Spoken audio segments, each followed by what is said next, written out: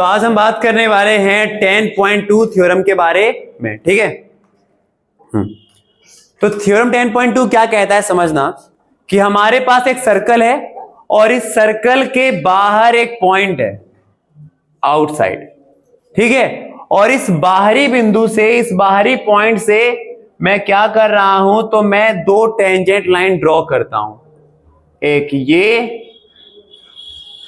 ठीक है, और एक ये। हाँ, क्योंकि छूते हुए बाहर चली जाएगी ना, तो टेंजेंट लाइन हुआ ना ये भी, बस एक पॉइंट पर टच करती है, वह लाइन जो एक पॉइंट पर टच करती है that is our tangent line. हाँ, सही चीज।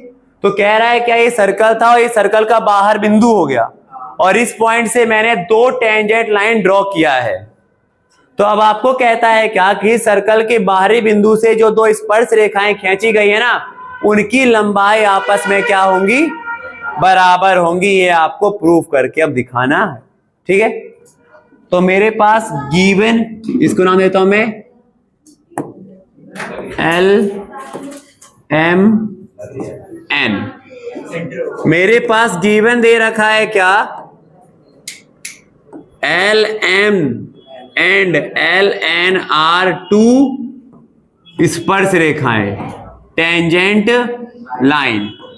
मेरे पास जो गिवन दे रखा है कि यह दो स्पर्श रेखाएं हैं, ये मुझे गिवन दे रखा है, ठीक है।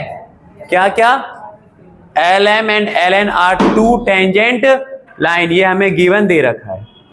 और इसमें मैंने क्या किया, तो इसके अंदर मैं पहले कुछ कंस्ट्रक्ट कर लेता हूं, रचना क्या करूंगा, तो मैंने इसे मान दिया यहाँ पे ओ सेंटर है, ठीक है। और ओ सेंटर से मैंने यहां पर एक दो रेडियस ड्रॉन कर दिए, ओ सेंटर से दो रेडियस, एक ओ एम और एक ओ एन, ठीक है। टू रेडियस, दो त्रिज्या, ओ एम एंड ये हमने खींची है, ठीक है। और फिर साथ ही साथ हम क्या कर रहे हैं, तो हम ज्वाइन कर रहे हैं किसको, एल और ओ को, ठीक है। साथ ही साथ हमने क्या किया है, ज्वाइन किया है आपका एल एंड ओ, जोड़ दिया हमने, ठीक है। अब इसके अकॉर्डिंग अगर देखा जाए तो हमारे पास भाई दो ट्राइंगल साफ दिख रहे हैं, ठीक है। और हम जानते हैं ना, जो भी लाइन टेंजेंट पर सेंटर से आती है वो कितने का कोण बनाती है, 90 का। और मेरे पास यहां पर अब जब हमें प्रूफ करना है, तो प्रूफ क्या करना है, सिद्ध क्या करना है कि एल एम जो है वो एल एन के, यही तो हमें प्रूफ करना है कि टेंजेंट लाइन आपस में बराबर है, हमें प्रूफ करना है, ठीक है। तो अब अगर आप देखोगे तो आपके पास दो ट्राइंगल दिख रहा होगा, एक एल ओ एम और एक एल ओ एन। तो सॉल्यूशन में आते हैं और हम लिखते हैं क्या कि in triangle L O M and triangle L O N, L O M and L O N, L O M and L O N. अब इन दो ट्राइंगल की बात करें, इनको अब हम क्या शो करेंगे, कॉन्ग्रुएंट शो करेंगे, सर्वांग सिद्ध करेंगे। तो कैसे करेंगे, देखो ध्यान से, एंगल एम और एंगल एन दोनों बराबर हो जाएंगे, क्योंकि दोनों ही कितने के होंगे आपके, 90 डिग्री के। तो हम कहेंगे भाई कि एंगल एम जो है वो बराबर हो जाएगा एंगल एन के, क्योंकि ईच कितने का हो जाएगा, 90।